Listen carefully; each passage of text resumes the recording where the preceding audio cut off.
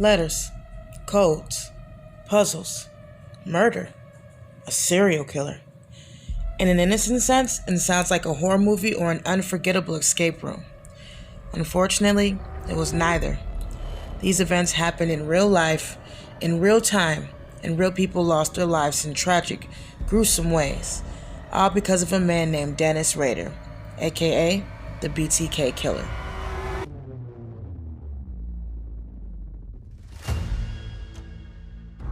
Dennis Rader was born in 1945 and was raised in Wichita, Kansas, the same city he would terrorize decades later. Rader was very good at keeping his dark secrets and fantasies hidden from many people, including his wife and children, due to him being sort of a role model in the community and to what he called cubing. In the 1960s, he served in the U.S. Air Force. He graduated from Wichita State University, where he would gain a degree in criminal justice. He became a compliance officer in Park City, Kansas in 1991. He was a Boy Scout leader and an active member of his church. Him being a serial killer was far from anyone's mind, but that he was. As a matter of fact, from 1974 to 1991, he murdered 10 people, all of them women except for 2, which were from the Otero murders, the father and his son, using the same method: binding, torturing, and killing. This is where the name BTK would come from. The name became known to the public due to the letter that was found stashed in an engineering textbook at the Wichita Public Library, which was later published by the Wichita Sun, which, fun fact, launched a few months before finding that letter. End quote. Since sex criminals do not change their MO, or by nature cannot do so, I will not change mine. The code word for me will be bind them, torture them, kill them. BTK.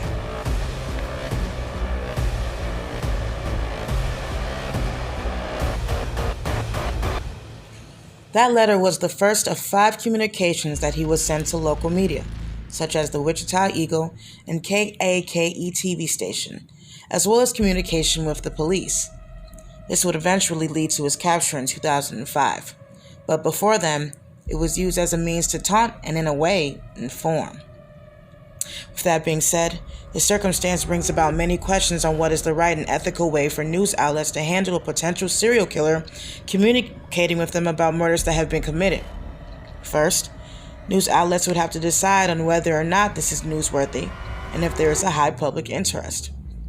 Well, it's needless to say that they considered it so, but to further confirm, according to FBI Serial Murder Multidisciplinary Perspectives for Investigators, the media's role in reporting the facts of a case is a major public service. However, providing a forum for speculative commentary can be counterproductive and potentially dangerous. But before even considering this case, they have to find out if the letter is even valid, and if it is, by a serial killer in the first place, which is usually confirmed by the police. Trying to establish the fact that you have a serial killer is, first and foremost, takes a little bit of time to do that, so it's a little difficult to just say. When you first get a letter, you're not going to realize that this is what you've got.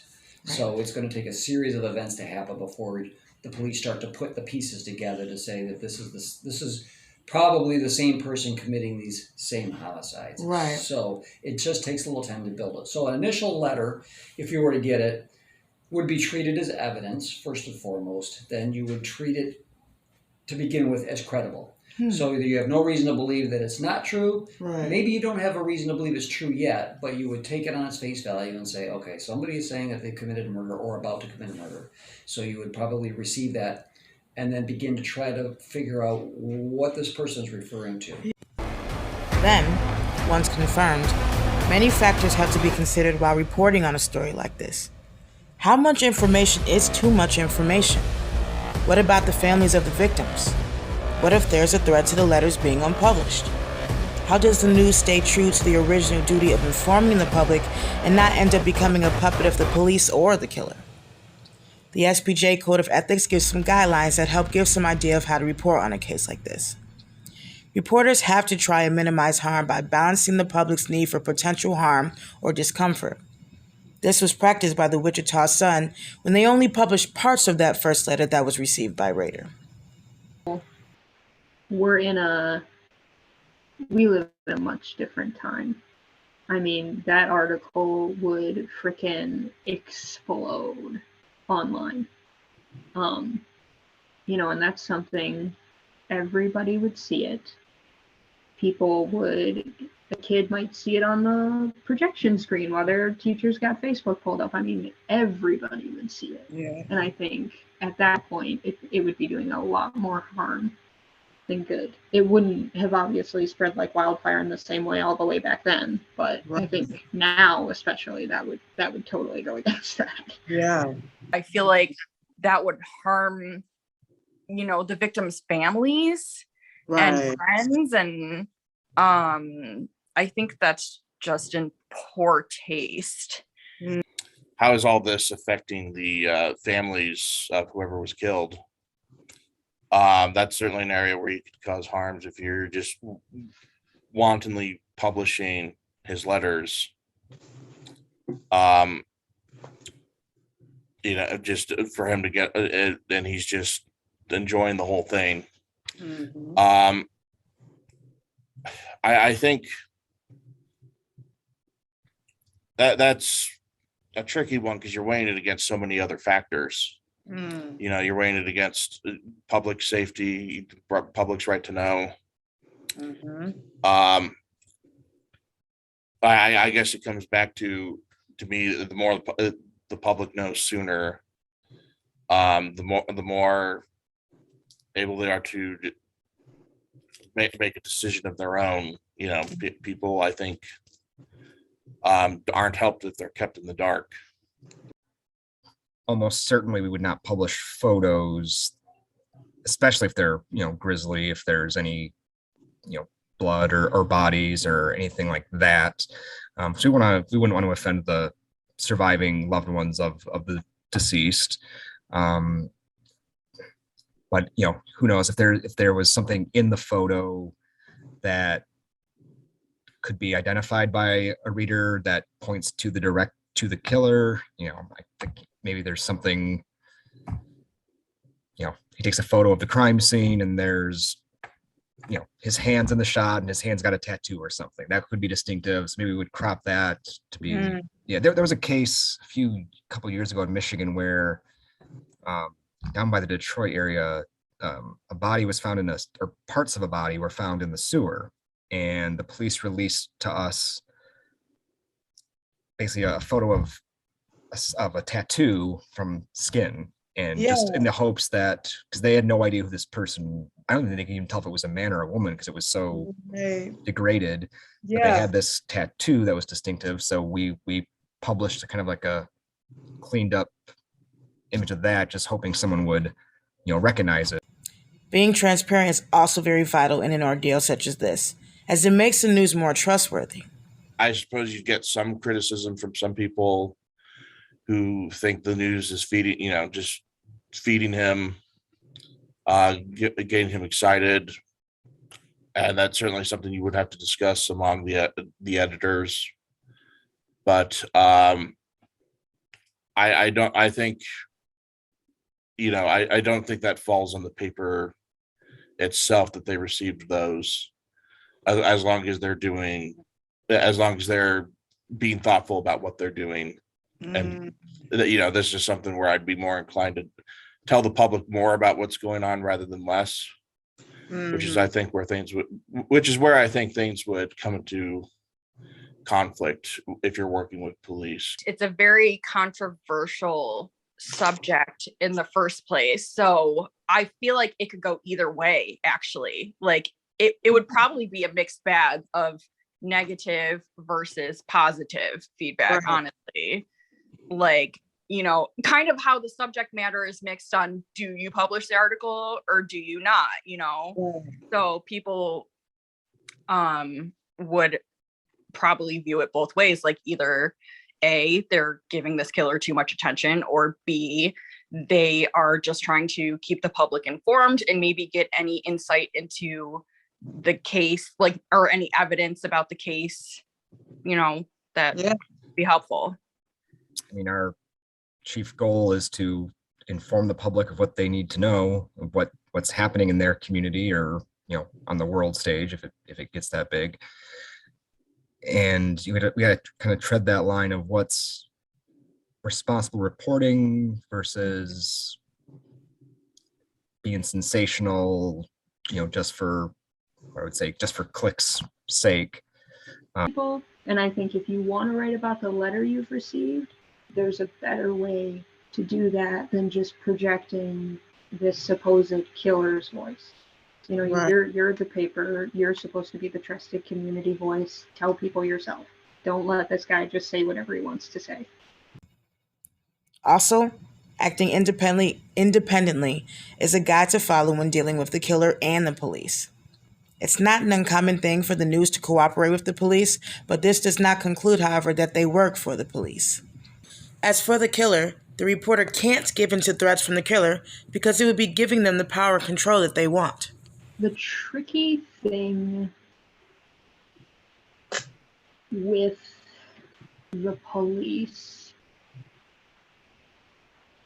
I mean, I would almost never put myself in a situation where I was sharing my notes with the police or the city government or whatever. I mean, that's not because when I need something from them, I'm paying $20 for a FOIA request. That's never going to be reciprocated. Mm-hmm. And I think, we certainly work with those people a lot. I'm sure local paper works with the local police department all the time. Our public safety reporter certainly does, but there has to be some line. Right. Those are your sources. They're not your friends. That is a good question, actually. So I do feel like it's probably,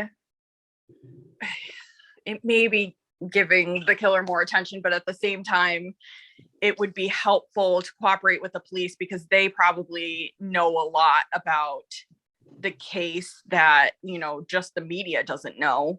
And so I would say probably cooperate with the police to an extent. And I would say it's probably, it might be on a case-by-case basis, but I would think usually cooperating with the police would be helpful because they have a lot of information about the case. That's both ways, because I definitely see both sides of the argument, and ultimately we would retain, I guess, ownership of whatever came into us from any reader. So we would contact the police and tell them what we had, allow them access to it, but we wouldn't necessarily give them full discretion on how we proceed. We would take under advisement what they encourage, but the final decision would rest with us. I think things would come into conflict if you're working with police, because when you're a journalist, when you're asked how soon should the public know things, the answer is always right now, by default at least. And I think if you were working with police on this, that's probably where there would be conflict, is they'd be less inclined to tell the public immediately. But then again, maybe not, if they also want people to know, hey, there's a killer on the loose.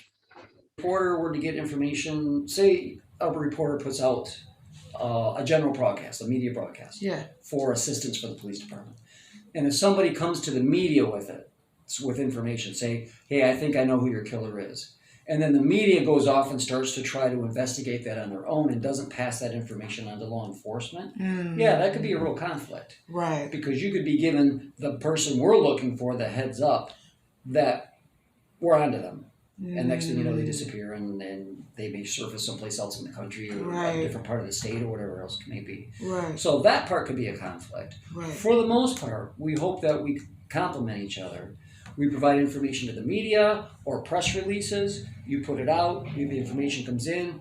When you see those kind of things in the media, they always say contact the so-and-so police department directly. Right. If media does get tips because for whatever reason, somebody with information doesn't want to call the police department, they may call the newsroom. Yeah. Or they may get a hold of the actual reporter if they can or know how to. Right. And that's so the right thing for that the flow of information would be for that reporter to bring it forward to the police department. Rader stopped communicating with the press and the police in 1991. The case then went cold. That was until 2005. After the Wichita Eagle wrote an article discussing the 30th anniversary of the Otero murders. They assumed Rader was dead and had faded from memory, and this in turn sparked back up his communications. In 2004, he sent the Eagle a letter using the name Bill Thomas Kilman, containing a copy of Vicki Wegerle's driver's license and photos of her body. He placed taunting packages around Wichita, which included codes, and bound and gagged Barbie dolls imitating the murders.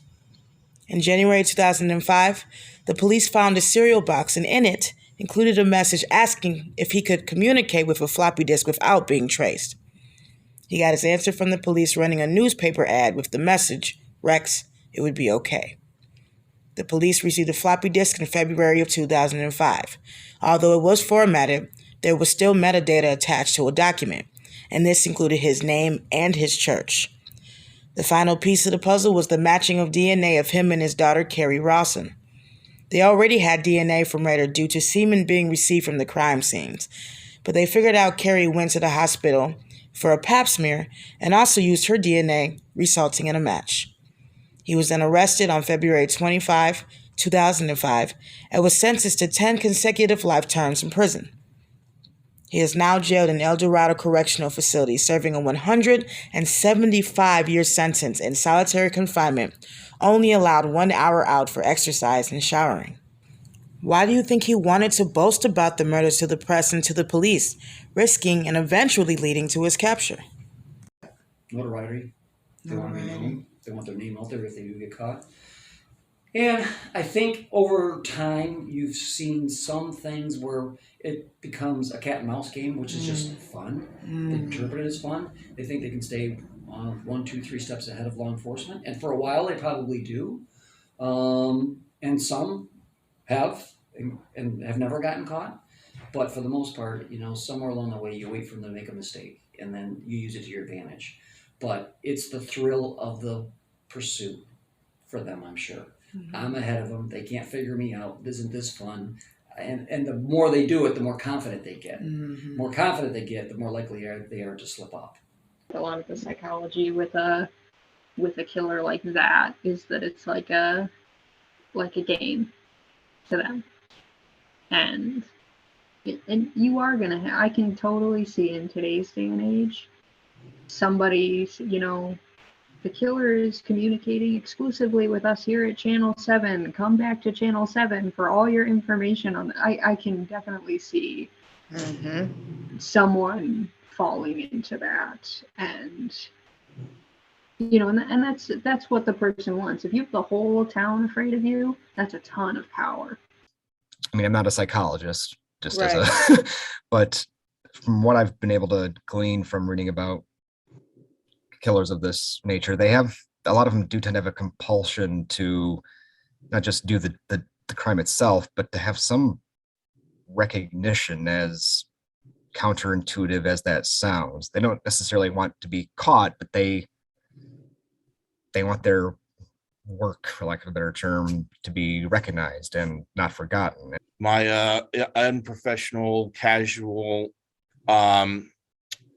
opinion is that he's probably narcissistic. Yeah, and so it's different with every case because there are a lot of boasting killers, but there's also ones who are I can't remember which ones are which, but there were some who were basically who maybe had like a subconscious of wanting to get caught and basically just airing their problems to the world,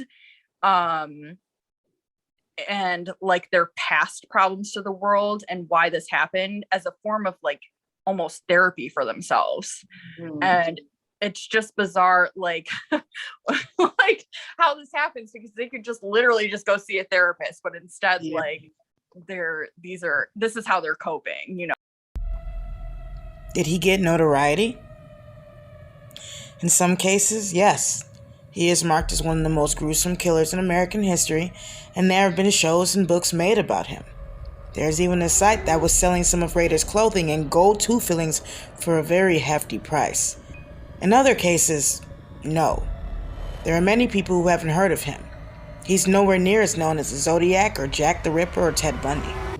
But one thing we can all gather from this case is that serial killers aren't always the quiet, antisocial weirdos that media tends to display. They might be your next door neighbor, or church members, or even people you work with.